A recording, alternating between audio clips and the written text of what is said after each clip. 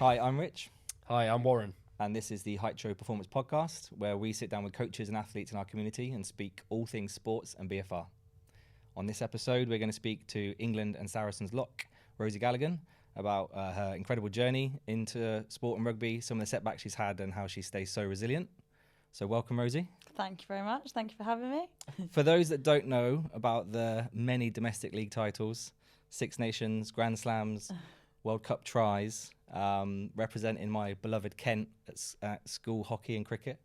Tell us a bit about yourself. So obviously you've pretty much said most of my achievements. But yeah, for me, I started rugby at the age of 16. My brothers played, my dad played when he was younger, and rugby's kind of just always been in the family. And I went along to a touch tournament one summer because my older brother needed a girl in his team to score extra points back in the day. And it was just a place that I really enjoyed being, like the family feel, the social element of rugby. It was just somewhere where I really felt myself. So got involved in rugby there, and now I'm playing for England. I never ever would have thought that I was going to be a professional rugby player a few years later. So for me, it's been a bit of a whirlwind of a journey, and hopefully one that's just starting, really. And was it always rugby, or could you have gone down one of those other sports? Yeah, no, definitely. So when I was younger, I played a lot of netball, hockey and cricket. I did county in pretty much all of them. Did a bit of football, but my dad called me peg leg, so I definitely was no good at kicking a ball. But yeah, for me, like I actually really wanted to do netball when I was younger.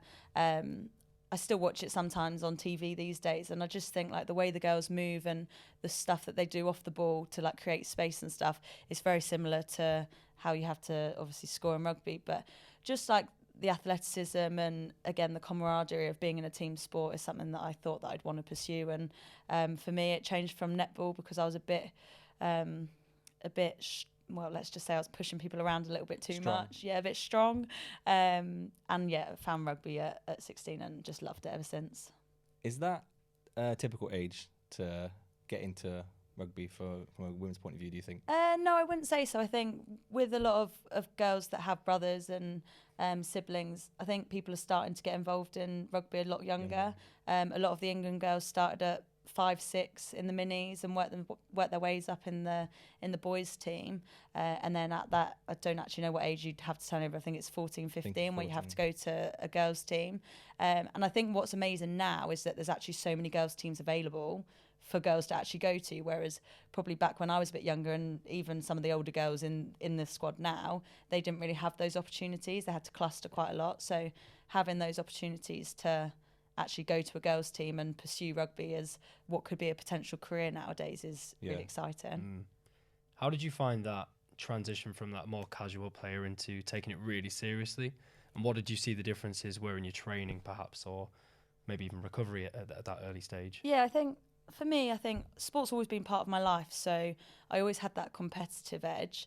And I think as soon as I started rugby, I then knew that I was quite good at it. I think where I had that natural ability of catch pass from netball and moving around with hockey and stuff, it just felt like quite a natural progression. And I remember I went to Aylesford training a few times, and then they were like, we're going to put you forward for a Kent trial.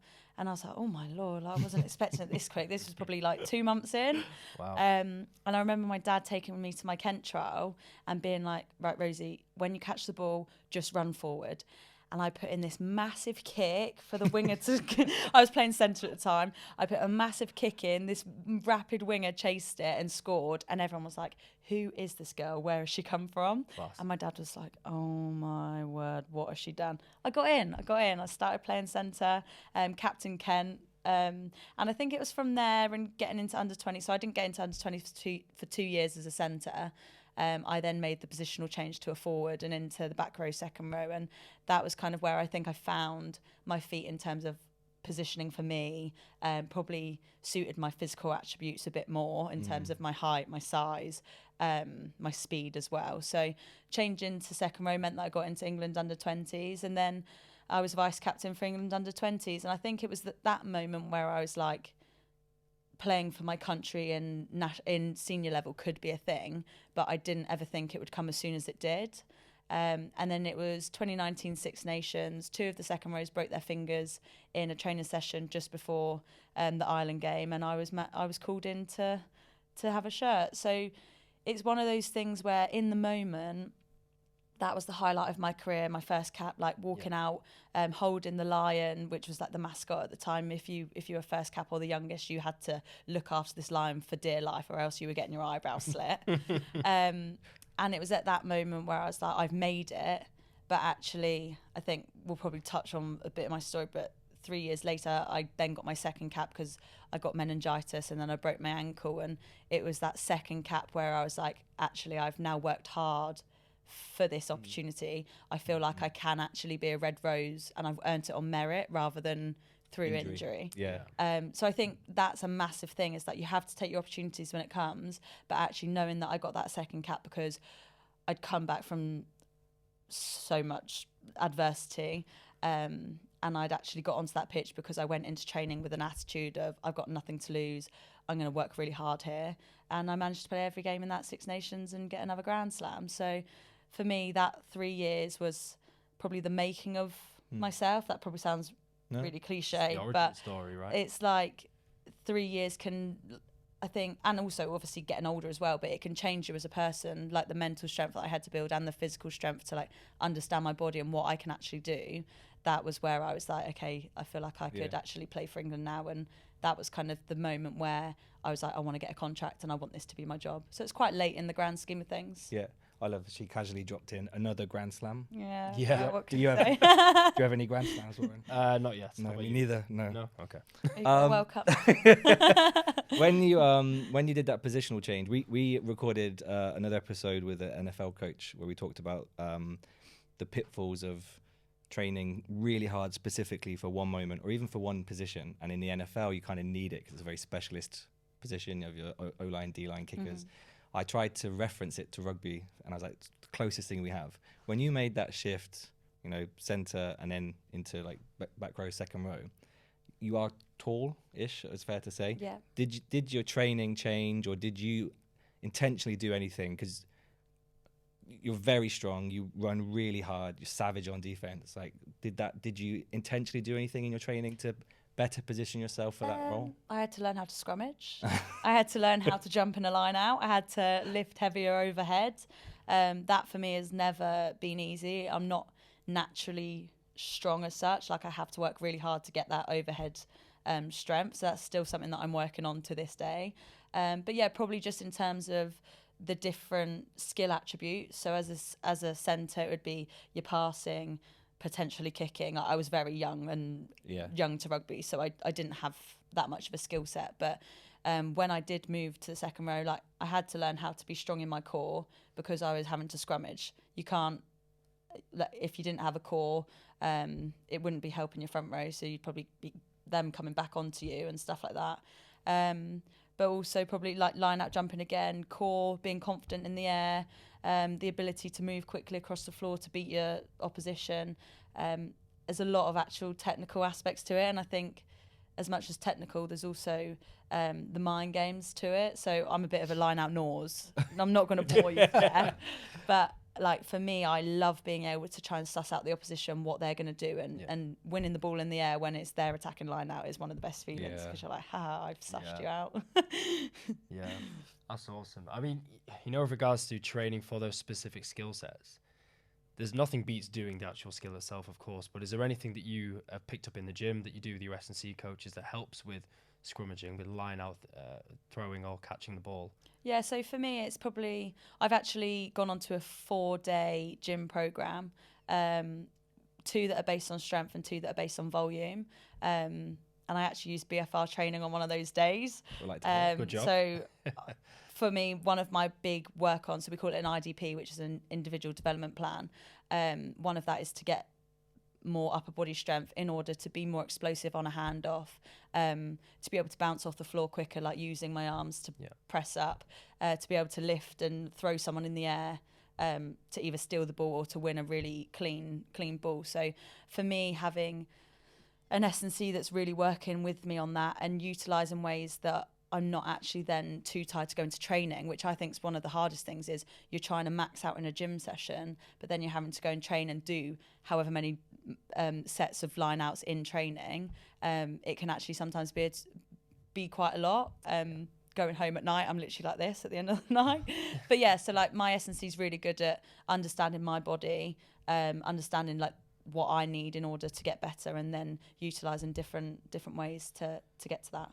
And then on that point, how much do you like to just turn up and do what's on the list, and how much do you ask why you're doing things? Because that it's in that instance that I think the right coach can make the biggest difference, right? If they get you to buy in on why you're doing it, you unlock new levels of motivation. Yeah, definitely. I think at the minute I'm actually recovering from a shoulder injury. So right now we've got an app that we use, and I just look at that day. I focus day by day, because I think with an injury, you can't get ahead of yourself. Because yesterday, for example, I cried doing my BFR session because I was like, I can't finish the reps. I physically was like this, trying to get a little 2.5 kilogram weight up.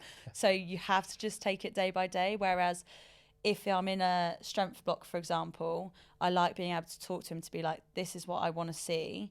How can I get there? And why am I doing these exercises to do it? So having someone that will give you the time of day to sit down and help you understand why you're doing certain things is really important. Because I could do the same exercise for 6 weeks and be bored out of my brains. Yeah. And it's like, this isn't stimulating me. This isn't making me want to go to the gym. So can we do something that's slightly different so that I actually want to go to the gym and I feel that reward? Because sometimes you can just be doing things for the sake of it. And yeah. How do you motivate yourself? Are you a playlist, loads of caffeine? I think actually training with people. Yeah. So I find it easier going to the gym at Saracen, for example, because you've got someone else's music on. You don't have that to make that decision. You've got an S&C actually watching over you. So you want to impress, you want to feel good. And then also just pushing each other. Like me and Marley went to the gym yesterday. We probably did 10, 15 kilograms more than what we would have if we were by ourselves, just because we kept pushing each other to go up up every set. Yeah. So it's just little things like that. It makes a difference. I think it's really important as well to understand the context of sports science and S&C. For the past 10 years, it's changed the landscape entirely. So it used to be that it was an emerging field, maybe 15, 20 years ago now, but now it's completely embedded with some of the best practitioners in the world, especially in this country. So is that something that you've seen necessarily in your career, that it's got better over time, better people involved, more specific to your needs as well? Yeah, I think there's just so much more data and like objective information that you can see. I'm not one to spend loads of time looking at research and stuff, but when you've got an S&C, a nutritionist and physios all working together because they've all like bought into something, I think that's massive, and that's probably where I see it most. Like for example, England at the minute, we have calls with the whole team but also the staff, and yesterday we had a call on menstrual cycles, and it was like we had the information from the physios and the doctors, but we also had how we could link that to our nutrition, and we also had how we link it to our S&C and how that feels. So if we're in the gym on a different phase, like one of them's called Strong Girl Club, I can't actually remember which phase of the cycle it is, but like for a week in your period, for a week in your cycle, you're going to feel really good. For another week in your cycle, you're going to have to up your nutrition and your sleep and stuff, because that's where your body's feeling the worst. So I think it's really cool how everything's starting to piece together, and you can understand in a lot more detail what your body is and actually understanding your body. That's really interesting. Like we have the benefit of working across sports and teams, and we've had a very similar conversation around ACL injury in football players. We saw it in the World Cup, and there's the taking a bird's eye view, right? There's a race for the professionalism of women's sport. It needs to be more professional because the athletes are incredible, the competition is incredible, the businesses that operate around it are asking for more, but we're only just seeing this level of information being handed down.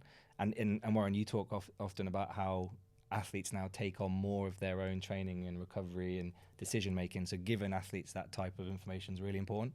I don't know if you want to share any thoughts around I guess what we're looking to do around understanding athlete needs, specifically female athlete needs, training around hormonal cycles and what we've got in the plans. Yeah, sure. I mean, just again, taking that bird's eye view, research in female athletes is lacking, like seriously. Less than 5% of the research has been done in females. So we don't know a great deal about how the female body or physiology is the stimulus going into them, the adaptations that we're going to achieve.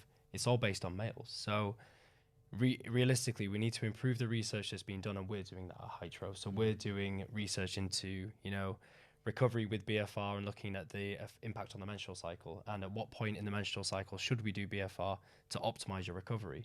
That's something we're doing right now. We don't have the hard and fast answers yet, but we are doing that research, and it's so important that we continue to, and other companies do that too, because obviously with the emergence of, or the increase in women's sports and people watching it, we need that data to make informed decisions. Everyone wins, I think. So that's, it's really important. Going back, one thing we touched on earlier was, I always feel like your story as an athlete is one of resilience. Which you won't mind me saying, you've had a shit ton of setbacks. Yeah, didn't know if I could swear. I have, so I think that's going to be it. He's green lit it, it's fine. And obviously, when we first started talking, it was around an injury, and you suggested BFR to me even before I had started understanding working with Hytro. So can you just talk to me about just some of the setbacks you've had as an athlete, and what you've had to come through to still get to be, top of the pile in rugby? Yeah. It's a journey. Tough, right? And I think, like, I say to people now, like, I'm bored of telling my own story. But actually, like, after I say that, I then actually take myself back and I'm like, oh no, like, it's actually quite crazy that I was hospitalised for 10 days with meningitis. If I'd have come in a day later, I could have lost my legs. And like that, getting back from that, I think I say it a lot, injury, you can get back from. Everyone in sport, if you're in sport, you get injured a lot, but illness is a very different feeling. You feel very isolated because no one really knows what it is. Like, for example, meningitis, people still go, what's meningitis? And when I got it, I had no clue. I had no clue what it was. I thought it was something in babies. And it's like Abby Burton, for example. Yeah. No one would have known anything about what she was going through at the time, and apart from obviously our close friends, but it's little things like no one would really know how to help her and support her with her journey back, because it's just such a difficult place in your own brain. But yeah, so like I contracted meningitis September 2019, just before a rugby game. So it was Friday night, getting ready for a Richmond game, which is at the time it was one of the lower league teams. And I remember texting Alex Osterbury saying, I'm not very well, I don't think I can play. And he didn't reply. And I was like, oh, this isn't going down well. I think he thinks I'm out on the piss or something. But that morning I got blue lighted to hospital, put into my own private room straight away. And I was being treated for sepsis and meningitis. And I just think, like, you never expect it. It's not... it still takes my words away from me a little bit, to be fair. But yeah, I was in there for 10 days, managed to get out. I had 4 days of hospital at home where a nurse would come round, still do my drip, give me my drugs and stuff. But it was just really nice being in the comfort of my own home. And then from there, I had a couple more weeks just chilling at home. Well, I went back to Zoe Harrison's house because that's where I lived at the time. And I didn't want to be at home. Like, when you just want to get back to normality, you want to feel normal again. So went back to Zoe's, and I remember one night she was at training and I was sitting watching a film with her mum, and I just felt so uptight and like claustrophobic in myself at the time. And I think it was at that point where I was like, I feel really isolated. I don't really know what I'm doing. Rugby's kind of become a bit of my identity. Zoe was at training. I felt really lonely. So Zoe came back from training. I had a big cry to her. And then it was from then on, I went back to training, and I remember them saying, right, you can go do a 5-minute gentle spin. And I was wiped out for 2 days. I was like, that was the toughest thing that I've had to do. So that was kind of that realization where this was going to be a bit more of a journey than I expected. Managed to get back just before Christmas, and then we had the Christmas break, and it was my first game back in January, where I was then dropped in a line out and I shattered my ankle.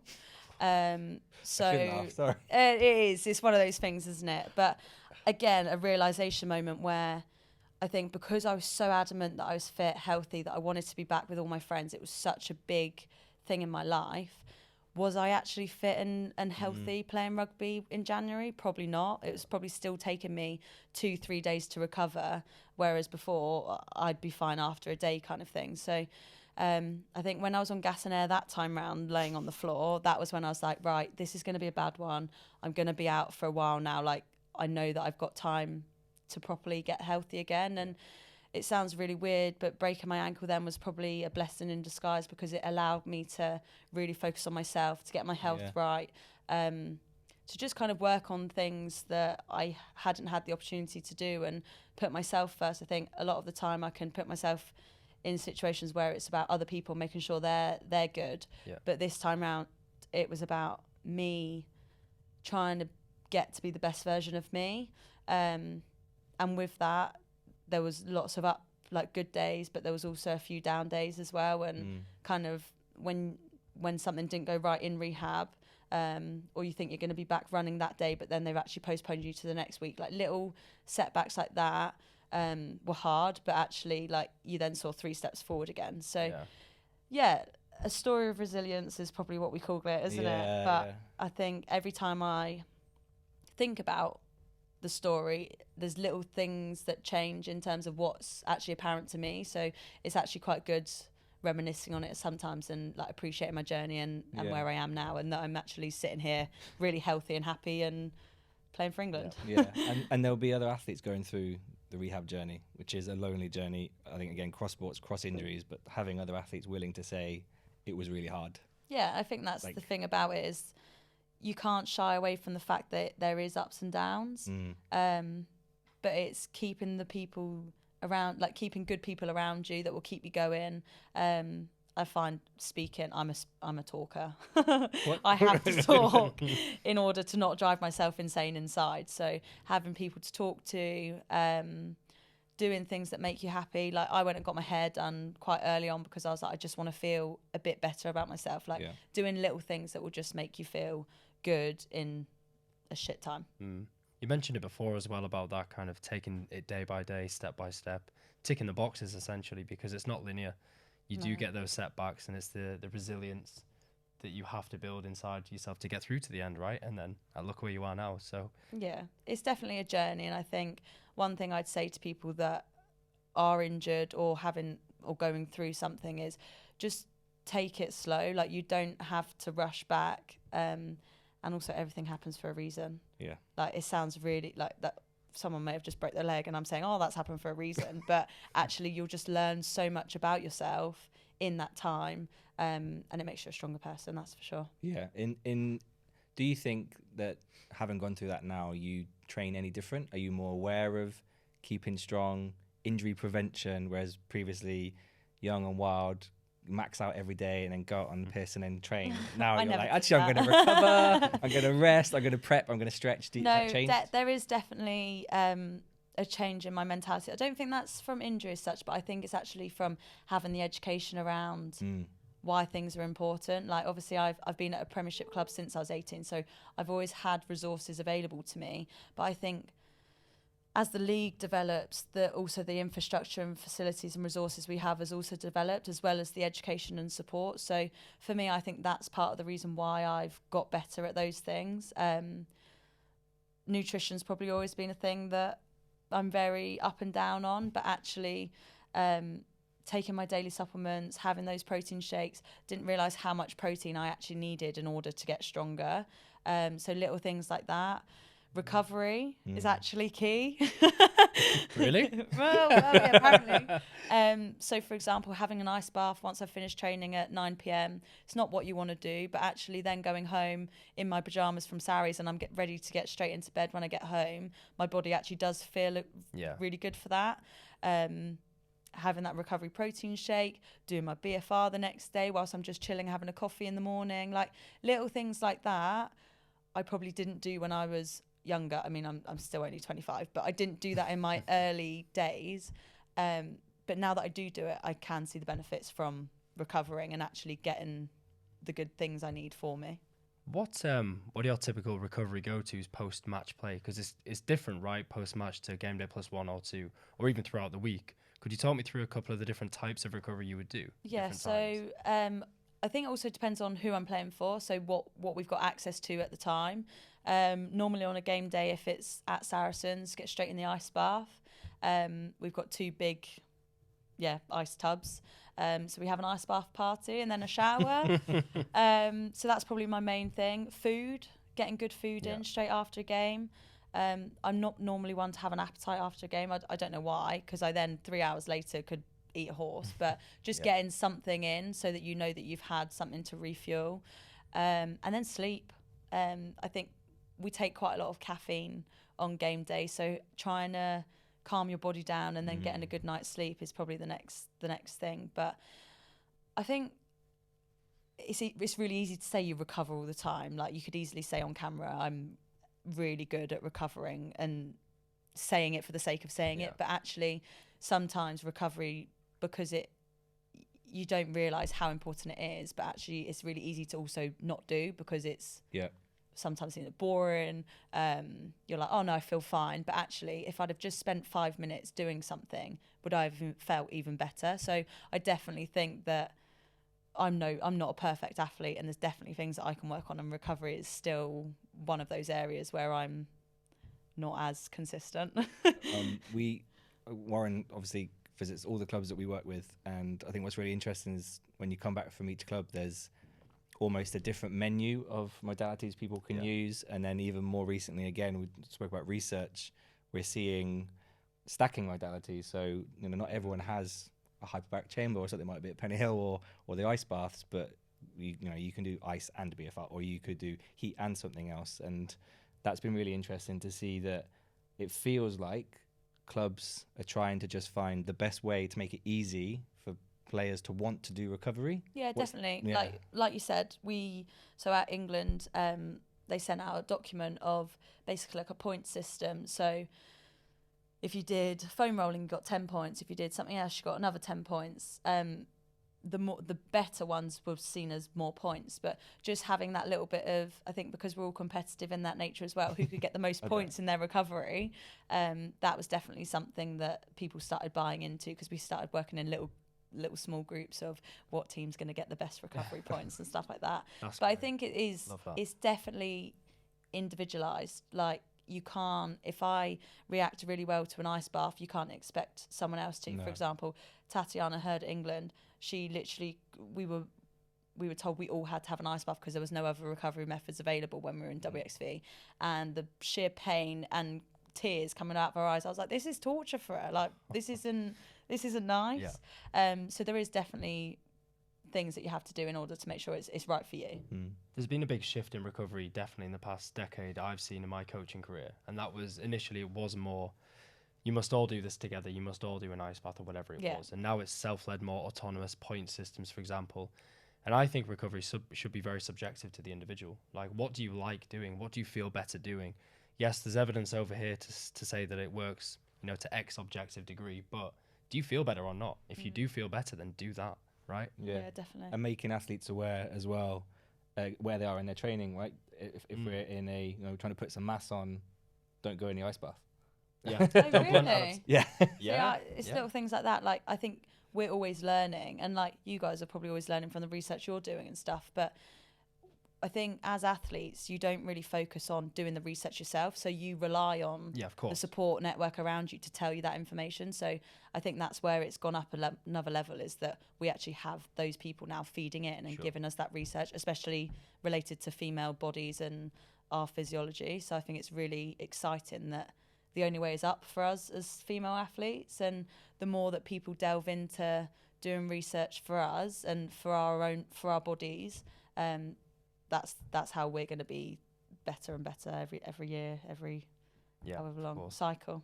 That's why them recovery kind of menu of options is really kind of cool, what I've seen happen over the past few years, because it used to be just one menu that you all picked from. But now we realise that ice baths have a blunting effect on adaptation, so we don't do it when we're trying to adapt in pre-season, for example, but in season we want to recover for the next game, get in the ice bath. So you're now picking a methodology based on where you are in the season, and that's definitely a more modern thing in sports science. And really cool. We were talking earlier on about how they're not just recovery, but then how athletes need to maintain strength through the season as well, and that's changing based on what's available to athletes at clubs, and I guess somewhere where BFR can help as well. Yeah, I mean, I'd love to put that onto you, Rosie, but basically what what's pretty common, and you can tell us, but in sports is that decrement in strength over the season, because you've had your pre-season to get to a physical adaptation at the end, but then through the season you're basically performing every weekend or sometimes twice a week. Then you need to prepare for that and recover from it, so you don't have a lot of time to train in between. Therefore your strength typically goes down, your muscle mass goes down slightly. Is there anything that you do at club settings where you try and offset that or maintain muscle throughout the season? So now that I am contracted by England, they have a lot more say over our season at club. So with the World Cup coming up, we've actually got a lot more specifics on minutes that we can play in certain blocks, and basically not running ourselves into the ground so that we can go into World Cup the fittest and strongest that we can be. So every so often, I don't know what the cycle is for, it's very individualized again, but every 4 or 5 weeks we've got a bit of a down weekend where you will play, where you'll either not play or you'll play 20 minutes off the bench, and in that week that's like your athletic development week. So for me that's huge because of my IDP to be stronger upper body. So in that week my weight sessions will completely change in order to try and keep that gains going up. So that's something that's massively changed in the last year for me. I'd never had that before. Like you said, it was normally just trying to stay consistent and not get injured, not worry too much about putting on mass, but trying not to lose it. So yeah, that for me has been the biggest thing, is that athletic development is still available because they're actually trying to look after our bodies and get us in the best place in like a long cycle rather than just thinking short-term gains. And then you touched on the centralised contracts. England, I mean, Six Nations is around the corner. With the RFU having a say on what your minutes are at club level, I guess that means that training doesn't change that much then when you get into camp, because they've known everything you've done and they're not having to test every time. Yeah, exactly. You're always in contact with RFU coaches. Yeah, I think since the last World Cup, like, it's just gone up tenfold. Like, the amount of support, the connections we have between club and England has gone up so much, and every player can see it. Like, the coaches actually come into training. We get weekly feedback from the S&Cs, from the analysts who look at our games. There's loads of leaderboards in terms of how quickly you can reload an attack and defence. There's so much more involvement in England, which you can relate back to your clubs, and it makes you actually want to work really hard because you're like, next week I want to be top of that leaderboard. So you work harder at your club level in order to then get success at international, and I think it's really exciting. Like, at first I was a bit like, oh, why are they trying to take over club?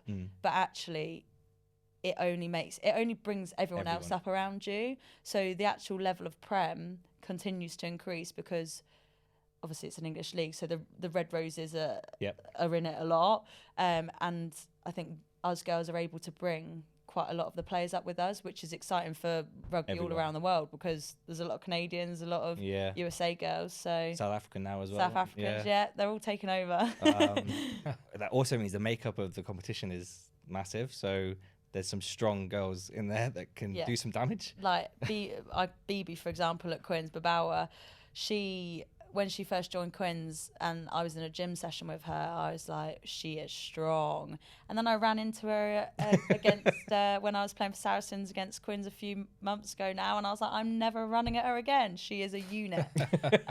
So yeah, like, there is some really good players, and it's amazing to see that we're attracting women from all over the world and seen as the best league.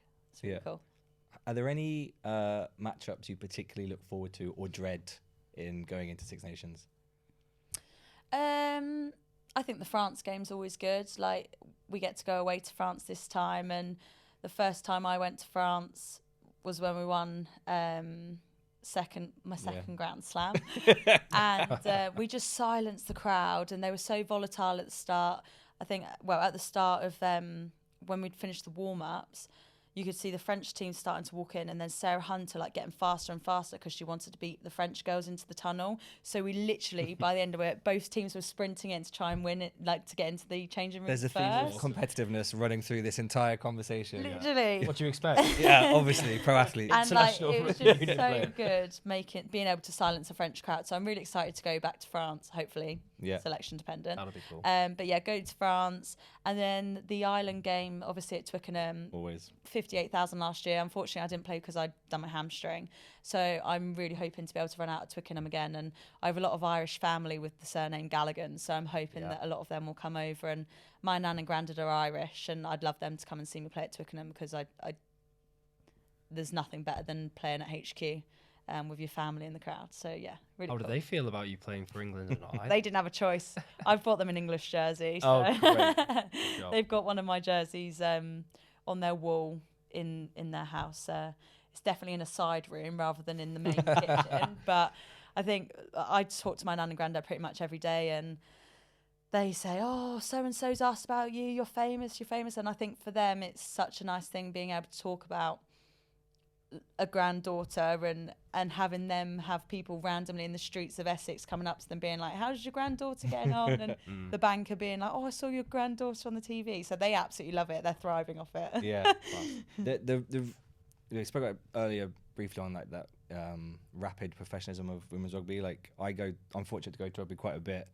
I have a couple of boys, and every time I go to Twickenham, they make me take their photo next to you on the wall, and they're like, post it. I'm like, Rosie's not gonna post it. I'm like, okay. And then we're in the crowd, they're yelling Rosie, and then they're like, she heard me. She definitely heard me. Like, she didn't, mate. We're 50,000 people. But like, yeah, the ability to like engage, I think, from a fan is really interesting. Yeah. And that also helps with like TV coverage. And it'd be just interesting to know, like, with more eyes on the game, how comfortable are you doing things like O2 Inside the Line or Netflix docs coming into sport? How comfortable are you guys at showing what goes on behind the scenes in camp, talking about training? There was the Roses documentary on ITV going out to New Zealand. Like, that was incredible, seeing the level of training you guys were doing in that unbelievable heat. Like, how comfortable are you at like showing people this is what it takes to be a pro athlete? I think they actually did it really well. The production did it really well because they were like a fly on the wall. Okay. I built a really good relationship with the main producer, Richard. He was lovely. Like, he obviously had to come around my house to film some of the bits, and spent pretty much 6-7 hours with him, and he was great. So they just tried to understand you as a person, as well as obviously showing the playing side. And for me, that documentary that we did before World Cup, it gave my parents an insight into what I actually do at training. I think I actually had my brother say to me the other day, he was like, what do you actually do for work during the week? And I was like, oh, don't bite, Rosie, don't bite. But I think that documentary allowed my parents to see why I didn't want to talk to them all the time at the end of a day, and like why I wasn't replying to their texts. And it got to a point where they were like, why are you not doing this? Why are you not replying? Why, like, would we care about you? And it's like, I'm so drained mentally, physically from being in camp for 6 weeks at a time. It's actually really hard. And that documentary, on the days where it was hot, where it showed us literally dying, they were like, okay, we can appreciate a bit more now what you do and why you're probably not as chatty when you're in camp. So yeah, for me, that was really eye-opening. And I love it. I love being able to showcase what we're about, not just on the pitch, but also off the pitch. You've got so many personalities in any sport, but especially in a women's rugby team, you've got so many different people from walks of lives, because it is so diverse. You've got different everything. No one looks the same, and I think that's what's amazing about rugby, is that there is a place for everyone, and you can be whoever you want to be. Yeah, and interestingly, your parents want to get involved, but you must have, especially between England and club, so many other, not parent figures, but coaches, mentors. Everyone has a say or a hand on what's going on. That, how do you balance having information from S&C, nutrition, recovery, coach, skills coach, forwards coach, defence coach? I do think it's easier now that it's my job, because that is the only thing I have to focus on. Like, I have no excuses now not to do some recovery or meal prep because I'm not at work. When I was working, I was trying to do work in the morning, go to skills, quickly jump on my laptop to show that I was working for an hour before then going back and doing afternoon training. Like, that for me was quite stressful, and I found that I'm someone that loves to give 100% to everything that I do, but I was finding myself giving probably 70-80% each, and I was like, I don't feel like I'm fully fulfilling anything. So being able to train as a full-time athlete has just completely changed that, and it just allows you to like try and be the best version of yourself, I guess. So yeah, in terms of like lots of people trying to talk to you, you just have to take it all in, but also remind yourself that at the end of the day, I'm looking after number one, which is me. Man in the arena, yeah. I remember a comment from a manager in one of the rugby clubs I worked, I think it was Munster actually, said that the athletes were self-employed business people essentially. Although you're in a team, you have to look after yourself 24 hours a day, nutrition, sleep, training, everything that goes with that. So you're self-employed essentially. Yeah, definitely. And your I think body's your job. Yeah, your body is your temple at the end of the day. If you don't look after it, then you're not going to have a very long career. And I think that's where kind of like I see it now. You've got some girls that are going on to their 4th World Cup in 2025. Jesus. I look at myself now and I'm like, could I do another 10, 15 years of rugby? I don't know. With how high the standard is now, are you even going to be able to do that? Is there going to be young guns literally in a few years' time on your tail straight away? So yeah, it's like, how can I get the most out of my career now, because you never know when it's going to end. So getting myself in the best position, recovering well, training well, doing everything I can at this age in order to try and get to 2025, and then anything from then is not a bonus, because obviously I'll keep working hard to keep going, but like I very much want to just stay in the present and try and get to that 2025 World Cup. That's the first goal.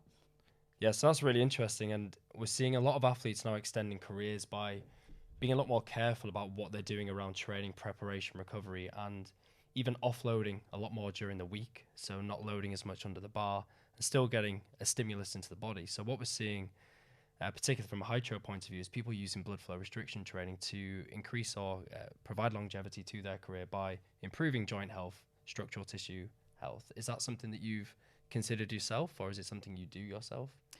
I probably haven't looked at it from a longevity point of view. Like, I think You're too young. Still young. Yeah. 2 Grand Slams. But I've definitely started using it so that I can continue training at a high level whilst not feeling the struggles of literally not being able to move from a hard gym session. So I've definitely used it in that sense, because you get that, I call it pump on. Yeah. You get that pump on straight away, right.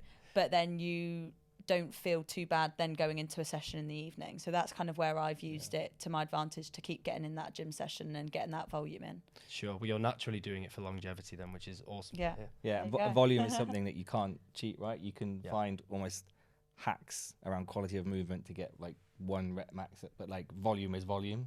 And that's why I love sport, right? You can't cheat it. You can't buy success in sport. It's reps. And if there's something you can do to make it less painful or help you get back quicker, then who doesn't want that? If you can mitigate the load and get the same output, then why not? There you go. Why not? So we ask one question every time, and I'm going to put you on the spot because I don't think I prepared you with this one. And for us, it's just really interesting to hear from both coaches and athletes. In your mind, what makes a difference between a good athlete and a great athlete? Consistency. Go on. Something that I'm probably trying to develop from a good athlete to a great athlete still. I think it's really tough. It's easy to say, and it's easy to kind of pretend that you're a great athlete, but actually, are you doing everything to your best every single day to be this great athlete? So, like I said, nutrition in the morning. Am I waking up and actually having a breakfast before it's lunchtime on my rest days? Am I getting those calories in, that protein in, the carbs I need, the nutrition I need? Am I doing everything that I can do to recover best? Am I putting 100% in on the pitch? Am I putting 100% in the gym? Or am I having a little bit of an off day so I don't want to lift that extra 10 kilograms? So yeah, for me it's consistency. And like I said, it's hard to do, but the more consistent I can get, the better I'm going to be. Get those 4 World Cups. Probably 4 Grand Slams. Keep going. Yeah. Exactly. Okay. Rosie, this has been really, really insightful. It's always a pleasure to speak to you. We've really enjoyed it. Hopefully listeners will enjoy it as well. And we'll maybe have you on again after the next Six Nations title that you win. And we'll continue talking all things sport and BFR. Thanks for coming. Thank you for having me. Thank you, Rosie. Cheers.